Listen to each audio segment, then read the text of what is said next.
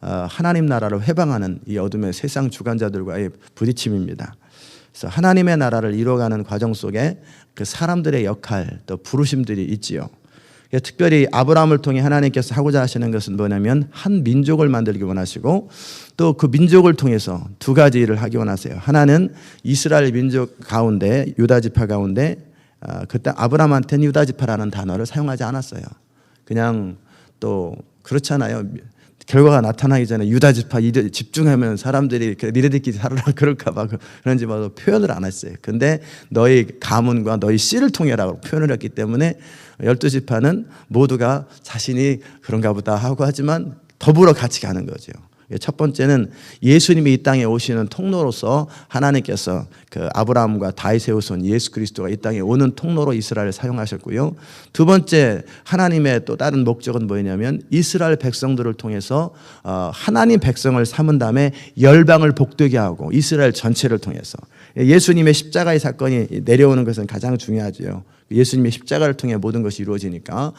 그러나 그 십자가의 복음을 이 땅 가운데 열방 가운데 선포하고 또 열방에 나타낼 그런 민족이 필요하고 그런 사람들이 필요하잖아요. 그래서 이스라엘을 통해 그 일을 하기 원하셨던 거예요. 그들의 영광스러운 두 가지 직분, 하나는 예수님이 오는 그들의 민족이 되고 두 번째는 그들을 통해 열방을 복되게 하고 그러기 위해서 하나님께서 아브라함에게 약속하신 것처럼 세계 모든 민족 가운데 너희를 내 백성 삼겠다. 그리고 하나님이 그들의 하나님이 되겠다. 그게 그들을 향하신 하나님의 부르심이었어요. 그 부르심의 목적은 열방 회복입니다.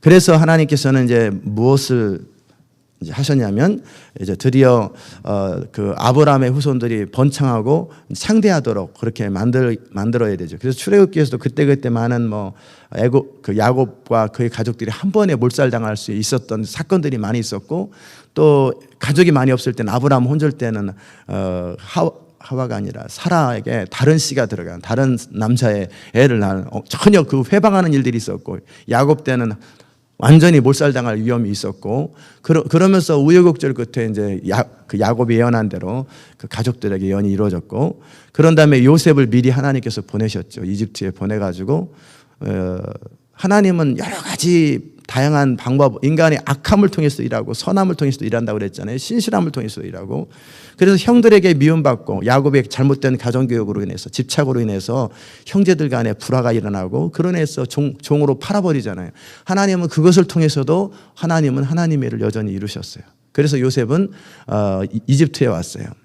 요셉이 이집트에서 총리가 된 목적은 요셉의 이름이 빛나려고가 아닙니다. 그러면 요셉보단 바로가 더 빛나죠. 굳이 따지면 바로가 낫겠어요? 요셉이 낫겠어요? 세상 관점으로 바로가 낫지. 하나님 나라 관점 볼 때 요셉이 난 거지. 이 세상 관점 보면 느부갓네살이 낫지 않겠어요? 다니엘보다. 그냥 누부갓네살 할래? 다니엘 할래? 그러면 누부갓네살 하겠다고 했지. 세상 사람들은. 그러나 하나님 나라 관점으로 볼 때는 바로는 의미가 없는 사람이고 누부갓네살은 그냥 의미 없는 사람이에요. 요셉은 왜 의미 있을까? 여러분과 저의 인생이 왜 의미가 있을까? 하나님 나라를 위해서 의미 있는 거예요. 하나님의 뜻을 이루는데 요셉에게 가장 큰 사명은 뭐냐면 이스라엘 족속들을 기근과 흉년에서 보호하고 더불어 이스라엘 보호하면서 세계를 보호하고 두 번째는 이스라엘 백성들을 이제 이집트에서 한 나라가 될 때까지 200만 명 정도의 인원이 될 때까지 그들을 보호해주고 그들을 이렇게 미리 가서 땅을 마련하는 그 역할을 하는 것이 요셉에게 가장 중요한 일이에요.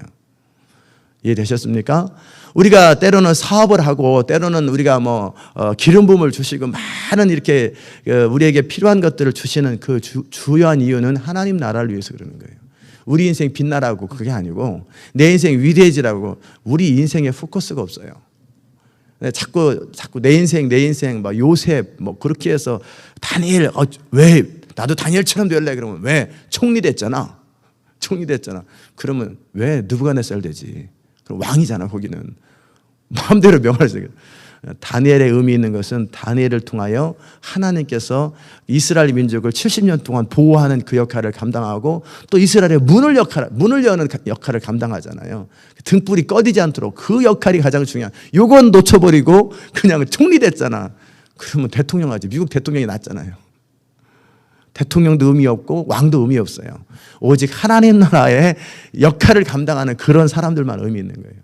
사업을 해도요, 하나님 나라의 보탬이 되는 그런 사람이 의미가 있지, 그저 그냥 자기 혼자 잘 먹고 잘 사는 사람 아무 의미 없어요. 하나님 나라에. 하나님이 계산조차도 안 해요. 신경조차도 안 써요. 나중에 지옥에 뗄감인가 보다. 지옥에다 집어넣어버리죠. 아멘. 하나님 나라를 위해서 의미는, 요셉의 의미는 이스라엘을 미리 가가지고 이렇게 다 길 닦아놓고, 그 다음에 요셉을 함부로 못하는 이유가 뭐냐면, 요셉 때문에 이집트가 살았기 때문에 요셉이 얼마나 생명의 은인이겠어요. 또 바로 입장에 보면 요셉이 얼마나 고마운 사람이겠어요. 그 당시 때 힉소스 민족이 이집트를 다스렸는데, 원래 이집트인들이 있었지만 그 가운데 소수민족이 이집트를 다스리고 있었어요. 요셉 당시에. 그럴 때 그는 정치적으로 항상 열악해요. 그렇기 때문에 여차하면 뭐 90%가 그 원래 이집트 본토 사람들이고, 그 한 5%나 10% 사람들이 쳐들어와 가지고 이집트에서 이집트를 다스리고 있는데, 항상 세력이 부족할 때, 그럴 때 적절한 그런 정치적 상황 속에서 요셉이 딱 등장할 때, 왕은 딱 요셉을 주요 인물로 삼아가지고 자신의 정치적 입장을 견고하게 하는 일에 요셉을 사용한 거예요. 그런 측면에 보면 세계를 구하는 것과 함께 요셉은 자기에게 정치적으로 너무나 중요한 사람이에요. 그리고 또 요셉이 했던 일은 뭐냐면, 이집트의 토지 제도를, 그 당시 때는 막 각자 사유재산들이 많아가지고 그냥 나름대로 어떤 사병도 있고 자기 세력들이 있었단 말이에요. 그런데 이제 바로가 요셉을 통해서 얻게 되는 엄청난 베니핏은 뭐냐면, 자기 세력을 하나 얻은 거예요. 엄청난 세력을. 이집트 누구도 꼼짝 못하는 요셉이라는 존재가 자기 옆에서 있으니까, 이집트 왕이 요셉을 그 당시 때 가장 강력한 영향력을 미쳤던 그 이집트의 제사장 온이라고 하는 사람이랑 딸하고 결혼시켜가지고 요셉을 자기 세력으로 만든 다음에, 요셉이 또 두 번째 한 일은 뭐냐면 토지, 그 기근을 이용해가지고 토지를 전부 다 바로 것으로 만들어버려요. 그리고 이집트 백성들을 이 바로의 합법적인 종으로 만들어버려요. 그리고 전 재산을, 토지 소유권을 바로에게 주고 그 20%를 세금으로 떼게 만드는 그런 토지 제도를 만들었으니, 이 바로 입장에 보면 요셉은 거의 생명의 은인이요. 너무너무 중요한 사람이에요. 이런 입장을 다 이제 정리정돈을 하게 하고, 그런 다음에 야곱의 백성들이 딱 하니까 거의 귀빈대접이죠. 귀빈대접을 하고, 그래가지고 이제 섞이지 않도록 고센 지역에 살게 되었어요. 그러나 이제 세월이 지나가다 보니까 이제 왕조가 바뀌었어요. 힉소스 왕조가 이제 다른 민족이었는데 와가지고 이제 그 세력을 하다가 결국 쿠데타가 일어났는지 다시 원래 본토인들이, 이집트인들이 세력을 딱 잡게 되는 거예요. 그리고 나니까 이제 요셉 별거 아니죠. 요셉은 별거 아니고 이스라엘 별것도 아닌 거예요. 그래가지고 이제 원래 우리 뜻대로 해야 되겠다 해가지고 이스라엘을 이제 노예 취급하는 거예요. 그 전까지만 해도 귀빈 대접하고 그러는 사이에 이제 팽창했었는데, 이제 거의 노예 취급을 하고, 아마 430년 중에서 한 200년이었을지 300년이었을지 이제 시간이 지나갔을 게 아니에요. 400년 내내 종살이 한 건 아니고, 완전히 종은 아니었고, 한동안 정확하게 이제 역사를 연구해 보면 알겠지만, 어느 기간 동안에는 이제 이집트 백성들 가운데 이스라엘 백성들이 존경을 받는 그런 민족이었다가, 이제 자연스럽게 세월이 대다수 이집트인들이 세력을 잡으면서 그들을 이제 그 피라미드 만드는 노역자로 삼고 그냥 종으로 취급하는 거예요. 그것도 하나님이 사용하신 거죠. 왜냐하면 그렇잖아요. 그 프리메이슨이 결국 거기서 나온 거거든요. 프리메이슨 요즘 하는 거 석공들, 그게 뭐냐면 이집트인들 가운데서 피라미드를 만들고 그들 나름대로 땅을 차지하고 그들 나름대로 세력을 유지했던 이집트 안에 살고 있던 이스라엘 백성들이, 그들이 이제 결국 프리메이슨의 근간이 되는데, 그 얘기는 나중에 기회 있으면 하고요. 오늘 할지도 모르겠고. 그런데 이제 이집트 백성들이 이제 결국은 세력을 잡고 이제 그들 나름대로 이제 그 나라를 건설하기 위해서 이제 요셉을 알지 못하는 새 왕이 등장했다고 성경에 기록되거든요. 그게 바로 본토 이집트인들이에요. 요셉을 모르는 게 어떻게 모르겠어요. 인정하지 않는 뭐 그런 얘기예요. 그리고 나서는 이제 이집트 백성들이 이스라엘 백성들을 괴롭히는데 그 방법으로 노예로 삼아버린 거예요. 그래서 그냥 영원토록 우리 종을 삼으리라. 하나님은 하나님의 목적을 위하여 이스라엘 백성들을 이제 창대하게 만드는 장소가 필요한데, 가나안 땅을 장소로 만들자니 가나안 땅을 아직 뺏기에는 멸하기에는 그들의 죄악이 충분하지 않아요. 그렇기 때문에 가나안 땅에겐 기회를 주는 것이고, 그 사이에 이집트를 살리면서 세계를 구원하면서 이스라엘 백성들을 창대하는 이 과정을 하나님은 동시에 하시고, 그러는 과정 속에 왜 이집트 백성들이 이제 노예 취급당하고 막 그러는 그 신음을 하나님께서 이제 겪게 하시는 이유가 뭐냐면, 사람이 그렇잖아요. 어렵고 힘들어서 이제는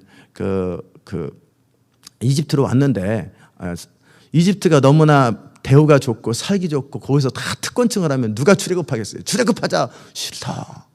너 혼자 가라. 그럴 거 아니겠어요? 근데 막 한참 노예로 고달프고 막 고통을 당해야 하니까 빨리 벗어나고 싶을 거 아니에요. 이 삶의 자리에서 빨리 벗어나고 싶을 때 모세가 광야로 가자. 그럴 때 따라오잖아요. 이스라엘 백성들이 끊임없이 불평하는 건 뭐냐면, 이집트 때가 좋았다. 노예였어도 그래도 이집트가 좋았다. 그러는데 이집트에서 특권층을 유지하고 있고 거기서 세력을 유지하고 있으면 모세 그냥 처음부터 죽습니다. 왜 우리 고생시키냐고. 그러나 아마 이집트에서 너무나 고통을 당하고 그 다음에 한 걸음 더 나가서 몇 년 동안 그랬는지 몰라도, 모세 당시 이제 80살에 출애굽 하잖아요. 근데 80년 동안 그랬는지는 모르겠어요. 뭐 애를 죽이는 거, 남자들을 낳으면 다 죽여버리는, 그러니까 너무나 씨를 마려버리려고 하는 그런 어떤 고통스러움이 있을 때 이스라엘 백성들은 드디어 기도하기 시작합니다. 우리를 건져주세요. 우리를 건져주세요. 우리를 건져주세요. 노동하는 것도 너무나 힘들지, 애들 다 죽이는 것도 힘들지. 그러니까 우리 씨가 마르겠구나. 그러면서 이제 그 망해가려고 하는 그때 하나님께서는 이집트 백성들을 출애굽을 시킵니다. 다 이해됐습니까? 결국 하나님은 하나님의 일을 이루기 위해서, 아브라함과 약속을 이루기 위해서 이제 이집트에 요셉을 보냈고, 요셉을 통해서 정착하게 만들죠, 이스라엘 백성들을. 그리고 그들이 이제 70명에서 늘어나가지고 400년 동안에 거의 한 200만 명, 장정이 60만 명이니까 그 장정에다가 부인 하나씩 있으면은 그 120만 명에도 애들 한 4명은 날 거 아니에요. 요즘엔 2명 낳지만 4명 나면은 거의 300만 명 정도의 사람이 그 정도로 창성해진 거예요. 그리고 나서 그들이 안 간다고 자꾸 그럴까봐 어떻게 하냐면 이집트 백성들이 핍박하도록 내버려 두는 거예요. 또 반대의 입장에 보면은 사단은 어떻게 하냐면, 이스라엘 백성들, 그 백성들이 이제 창대해지는 것을 못 견디는 거죠.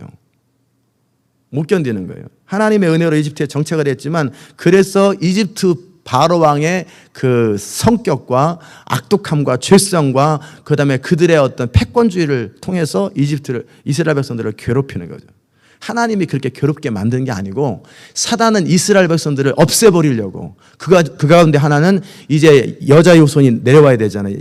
그 자손들을 완전히 다 진멸시키면은 이제는 예수님 못 오시게 하고 한 걸음 더 나가서 이스라엘 백성들을 영영이 이 바로의 종을 만들어서 하나님의 뜻을 펼치지 못하도록 완전히 노예로 만드는 것, 애들 죽이는 것, 이것을 통해서 사단은 공격을 하는 거예요. 그럴 때 하나님은 그것을 사용하셔서 출애굽의 계기를 잡는 거지요. 건져주세요, 건져주세요 막 외치니까 건져주는 거죠. 제가 지난 금요일 날 잠깐 다뤘던 게, 그 유다의 지파에 그 야곱과 함께 유다와 헤스론, 이 두 사람이, 헤스론이 베이비였을 거예요. 갓난아기가 이집트에 가서 430년 만에 돌아올 적에 이제 헤스론과 람과 아비나답인가 사람하고, 그다음에 나손이라고 하는 이 사람, 이 3명, 4명 정도가 430년을 유지했다라는 것 이야기를 잠깐 족보를 다루면서 그랬어요. 그러니까는 430년이 지나가는 동안에 결국 유다 지파의 가문이 존속할 때 헤스론이 가가지고 베이비쯤에 갔을 거예요. 그리고 나서 한 100살쯤 됐을 때 애를 낳아야 돼요. 30살에 애를 낳으면 4대가 400년을 못 유지하니까 한 100살쯤이나 애를 낳고, 그 다음에 그 아이가 100살쯤 됐을 때 람이 또 아미나답을 낳죠. 아비가 아니라 아미나답을 낳아가지고 그 아이가 아마 80이나 100살에 또 낳았을 거예요. 그리고 나서 그 아이가 이제 나손을 또 낳아요. 나손이 이제 거의 출애굽 임박할 때, 모세가 처음에 태어날 때 그때쯤은 아이를 안 낳았을 것 같아요. 이 나손은 이미 나 있는 사람이었고, 그래서 아마 그 80 넘어서 애를 낳지 않겠나. 싶은 생각이. 출애굽해서 낳거나 아니면 출애굽 직전이나 출애굽해서 애를 낳았을 것 같아요. 그리고 그 아이가 살몬이에요. 나손이 낳은 아이가 살몬인데 그 살몬은 결국 기생 라합을 정탐했던 그 사람이잖아요. 그리고 이 430년 기간 동안에 4명이서 4가문이 유지하는 거의 100년에 한 번씩 애를 낳은 거예요. 이렇게. 참 보통 400년 동안의 가문이 보통은 8가문이나 10개 정도 가문이 유지될 텐데 이 집은 좀 그래요. 어쨌거나 그건 이제 보이지 않는 영역 속에서 사단은 계속해서 애를 죽이려고 그럴 때 나손은 결국 애를 남은 죽으니까 죽어 없어졌는지 어땠는지 몰라요. 그렇지만 이 사람이 계속 끝까지 사는 거예요. 중간에 죽어버렸으면 그 예수님의 족보가 끊어졌을 텐데 거의 80, 100 몇 살까지 살았어요. 그리고 나서 늑발에 아마 애를 낳았던 것 같아요. 그래서 살몬을 낳아서 살몬이 광야를 통과하죠. 그래서 40년 후에 정탐 아마 40살이 50살 정도쯤에 가나안 정탐했던 것 같아요. 그것도 이해됐습니까?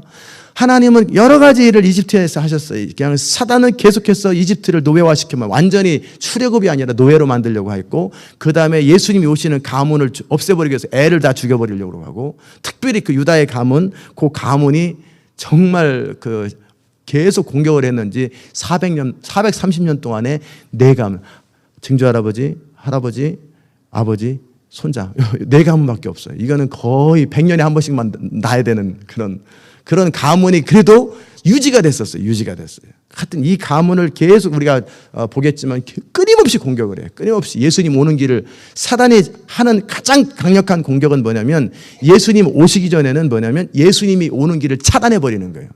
창세기 3장 15절에 여자 요손이 네 머리를 밟을 거라는 그 두려움 때문에 어떻게 하든지 아기를 죽이려고 하고, 특별히 이스라엘의 베들레헴에 또는 예수님의 오는 길을 막는 것 아니면 이스라엘을 통째로 없애버리는 거예요. 이스라엘을 통째로 없애버리거나 아니면 그도 안 되면 이스라엘 백성들을 정체성을 없애버리고 타락시키고 우상숭배하게 하는 거예요. 이것을 주로 이 공격을 합니다. 이제 시대 마지막에 우리를 향한 하나님의 그 부르심에 맞게 사단이 또 뭐 하겠어요? 우리를 비전을 따르지 못하도록 시험 들고 흩어져 버리게 하거나 아니면 우리가 타락하게 만들고 정체성을 놓치게 만드는 것. 이 하나님의 교회들에게 그 일을 하게 될 거예요. 이제 어쨌든 이제 그 교훈들을 했고요. 그래서 이제 출애굽의 때가 되었을 때 하나님은 그 모세를 등장시키시죠. 하여튼 믿음의 어머니 요게벳의 그 희생을 통해서 모세가 등장하고 드디어 출애굽의 영웅이었던 그 모세가 하나님의 종으로 쓰임받는 그런 일들이 우리가 출애굽 사건을 통해 보게 됩니다. 그리고 이제 그 모세가 우리가 이미 다른 많은 교훈들이 출애굽기 안에 있어요. 모세가 하나님 앞에 세워지는 시간, 광야에서 연단되는 시간, 그런 시간들에 대한 교훈도 있지요. 거기서 한 가지만 살펴보면은 하나님께서는 이 모세를 통해서 이 출애굽을 이루기를 원하셨어요. 그러나 자기의 부르심을 알아요. 모세 안에는 잠재적으로 내가 민족을 해방시켜야 된다라는 표현은 안 하지만 뭔지 부르심이 있잖아요. 왠지 뭔가 여러분한테도 뭔가 하나님의 부르심이 있다는 얘기는 뭐냐면 여러분 마음속에서 뭔가를 하고 싶은 그런 뭔가 그 소원들이 있는 거예요. 그게 여러분의 부르심이 될 확률이 많습니다. 아멘. 모세 안에도 뭔가 하고 싶은 거예요. 저는 항상 제 마음속에 뭔가 세계에 영향을 미치는 그런 거, 그냥 적당히 사는 걸 원치도 않고 뭔가 강력한 영향력을 미치는 그게 제 마음속에 뭔지는 모르겠는데 늘 있었어요. 늘 있었어요. 도시에 대한 마음도 늘 있었고.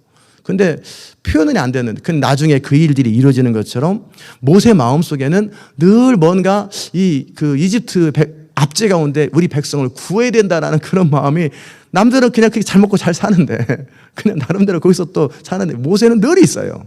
그런데 40살의 모세는 자기 힘으로 그 일을 해보려고 하다가 결국 실패하고 도망가죠. 그래서 80살의 모세는 이제는 나의 힘으로 그 일을 할 수 있는 것이 아니라 오직 주의 능력으로만 할 수 있다는 사실을 깨닫게 되죠. 이것도 굉장히 중요한 그 하나님 나라의 원리죠.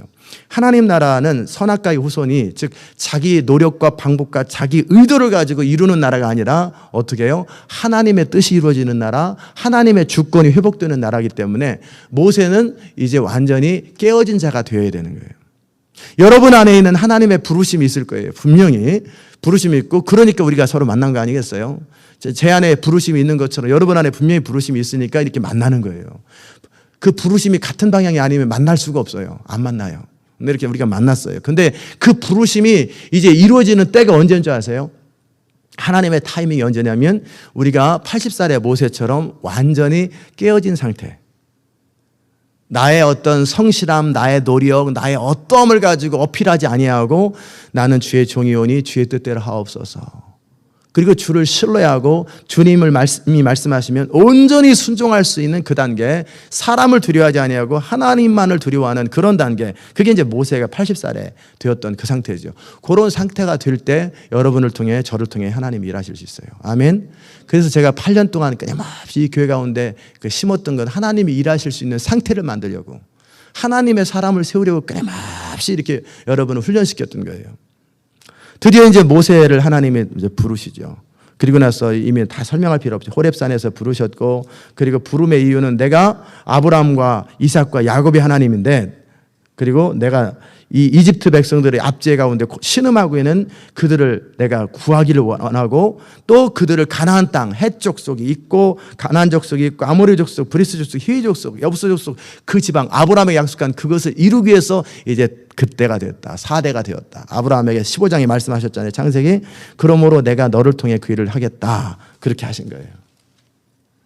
그리고 나서 그것을 이제 이스라엘 백성들에 얘기하라고 그랬어요. 그리고 이스라엘 백성들은 그것을 듣자마자 고개 숙여 감사하더라. 지금 너무나 고통스럽잖아요. 애기들은 다 죽어가지. 그리고 완전히 노예로 힘들지요. 그럴 때 그들은 너무나 감사하는 거예요. 자, 그리고 나서 이제 그 출애굽이 이제 여정이 진행되잖아요. 그럴 때 이제 사단의 입장에서 보면은 또 그 입장에 보면은 이제 바로를 통해서 또 뭔가를 해야 되겠죠. 이 출애굽이 이루어지면 안 되니까 결사반대를 하는 거예요. 바로가 온갖 방법으로 출애굽이 이루어지지 않도록.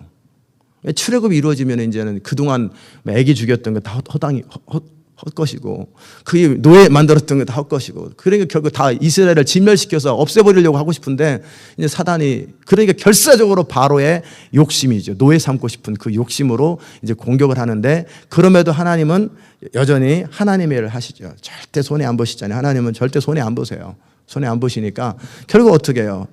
바로의 그 강팍함을 통해서 주의 영광만 드러내는 거예요. 이 세상의 사람들이 이 마지막 세대 프리메이슨 어쩌고저쩌고 그래도요, 그들의 강팍함을 통해서 주님의 영광만 드러납니다. 결국 주님의 능력만 드러나는 계기가 되고, 또 순종하는 사람을 통해서 하나님의 영광을 드러내는 일에 있어. 뭔가 회방하는 사람이 있어야 뭔가 드라마틱하지. 골리앗이 딱 나왔는데 다윗이 딱 갈랬더니 그냥 혼자 쓰러져 버려. 그래가지고 현기증 나서 쓰러져. 그래가지고 가서 딱 죽이고 왔다. 이게 무슨 드라마틱해요. 사자같이 할 때 막 던져야 되잖아요. 뭔가 반대가 있어야 되잖아요. 그러니까 하나님의 일을 할 때는 반대가 반드시 나타납니다. 반대나 어떤 회방하는 일이나 비난하는 일을 만날 때는 싸우지 마세요. 어떻게? 아, 내가 하는 일이 의미가 있구나. 뭔가 지교회를 시작할 때, 또는 어떤 교회를 시작할 때 회방들을 만나야 돼요. 좀 그래야 그 지역에 의미가 있는 거예요. 순탄하게 평탄하게 막 그냥 그렇게 진행되잖아요. 이 지역 별거 아니구나 라고 생각하면 딱 맞아요. 뭔가 좀 비난도 좀 받고 회방도 좀 받고 어려움도 겪고 여러 가지 모양으로 그걸 겪어야 뭔가 이게 의미가 있구나. 이 교회도 시작할 때 얼마나 회방을 받았다고요. 그래서 제 마음속에는 얼마나 우리 교회가 대단한 교회길래 이렇게 회방을 받을까. 얼마나 대단한 교회예요. 회방을 받는 거예요. 그러니까 출애굽의 역사를 회방하는 바로의 그 욕심을 통해 회방하는 사단의 세력이 있다는 얘기는 그만큼 출애굽이 중요했던 거예요. 출애굽은 모든 민족의 시작, 그러니까 이스라엘 민족의 시작이니까. 그리고 나서 하나님께서 이제 그 출애굽의 여정 속에 하셔도 10가지 재앙을 내리는데, 그 10가지 재앙에 딱 하나같이 뭔지 아세요? 이스라엘 백성들이 이집트에 사는 동안에 들었던, 배웠던, 세뇌됐던 것들을 다 깨끗하게 견관진을 깨는 거예요. 즉, 그 개구리라든지 나일강의 피라든지 흑암이라든지 이라든지 메뚜기라든지 이 온갖 것, 이집트 백성들이 신으로 숭배하는 그 신들이에요. 우상들이에요. 전부 다 우상들. 이스라엘 백성들도 이집트에서 알게 모르게 오염돼 가지고 그런가 보다 하고 그들을 숭배하고 있었어요. 알게 모르게 마음으로. 그것을 하나님께서 다 쳐버리는 거예요. 10가지 재앙을 통해서 이집트 백성들이 신으로 섬기는 모든 우상들을 다 쳐고 다 아무것도 아니라는 건 하나님만이 절대자라는 것을 보여주기 위해서 첫 번째 치는 재앙이 나일강이죠. 나일강을 신으로 섬기잖아요. 그들은 나일강의 풍요 때문에 나일강을 피로 만들면 나일강이 신이 아니다. 개구리가 신이 아니에요. 개구리도 신이 아니다. 이집트 사람들 뱀 이렇게 하잖아요. 뱀.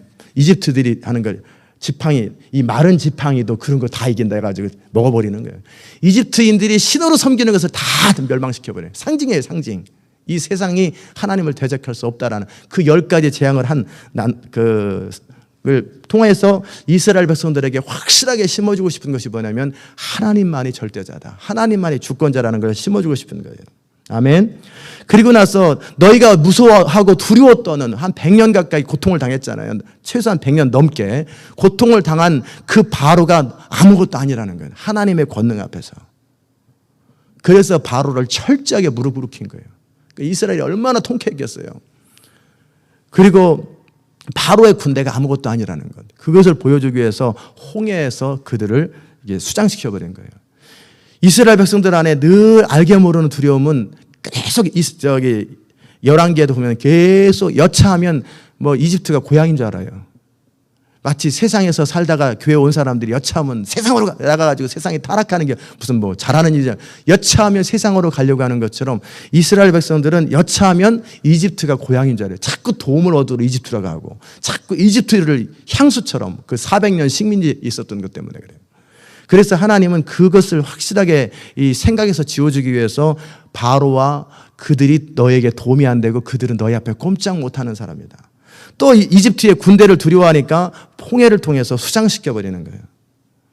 그리고 이제 출애굽을 시키면서 이제 그 12장에 보면은 그 유월절을 통과하게 하지요. 그래서 양의 피, 너희를 진정 구원하는 것은 이집트가 아니고 어린 양의 피, 예수 그리스도를 상징하는 어린 양의 피를 통해서 유월절 사건을 통해서 이제 출애굽을 하고 그리고 나서 홍해를 건넙니다. 출애굽기 14장에서 홍해를 건너게 되고 두려워 떠는 그들을 홍해를 통해서 이집트를 수장하고 다시는 이집트 백성들이 광야에서 방황할 동안 또 쳐들어오면 그만이잖아요. 그러니까 이집트 대군을 확실하게 진멸시켜서 다시는 적어도 한 100년 정도는 두려워서 꼼짝 못하도록 그렇게 다시는 옆에서 얼쩡을 못하도록 그렇게 완전히 이집트를 멸망시켜버렸어요. 그리고 광야를 통해서 이제 가나안 땅을 정복하는 그 출애굽의 위대한 역사를 이루게 되는 것입니다.